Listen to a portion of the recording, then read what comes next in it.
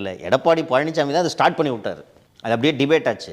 இந்த தேர்தல் நெருங்குற நேரத்தில் இந்த மாதிரி கோயில் பணத்தை எடுத்து கான்ட்ராக்டரோட சேர்ந்து கொள்ளையடிக்கிறதுக்கு சேகர் பாபு இந்தந்த கோயிலெல்லாம் இவ்வளோ ரூபாய் எடுத்துட்டாருன்னு சொல்லிட்டு விவரத்தை எடுத்து வெளியிட்டாங்கன்னா ரொம்ப எளிதாக பிஜேபி இந்துக்களின் எதிரி திமுக நிறுவிடுவாங்க. இன்னொன்று, ஏற்கனவே இந்த லைன் தான் அவங்க எடுத்துருக்குறாங்கன்னு நினைக்கிறேன். வழக்கமாக கிறிஸ்டினையும் முஸ்லீமையும் தான் திட்டுவாங்க. ஆனால் இந்த முறை இந்து முன்னணி மாநாடு நடந்துச்சு இல்லையா மதுரையில், இந்த முருகன் மாநாடு, எந்த மாநாடு? முருகன் மாநாடு நடந்ததல்லவா? அந்த மாநாட்டில் நாத்திகர்களை தான் அவர்கள் விமர்சனம் செய்தார்கள் என்பதை நாம் பார்க்க வேண்டும். கரெக்டாக வழக்கமாக பாய்கிட்ட தான் சண்டை எழுப்பாங்க. இந்த வாட்டி அது மாதிரி இல்லாமல் நம்பிக்கை இல்லாதவர்கள் ஏன் எங்கள் நம்பிக்கையை சிதைக்கிறீர்கள்ன்ற ஒரு லைன் எடுத்தாங்க. அப்போ அதோட டார்கெட்டு திமுகன்றது புரிஞ்சிச்சு. தேர்தல் நெருக்கத்தில் கையில் எடுத்தாங்கன்னா தாங்க மாட்டாங்க. இத்தனை வாட்டி வேலை கையில் தூக்கினாலும் ஜனங்க நம்பாது.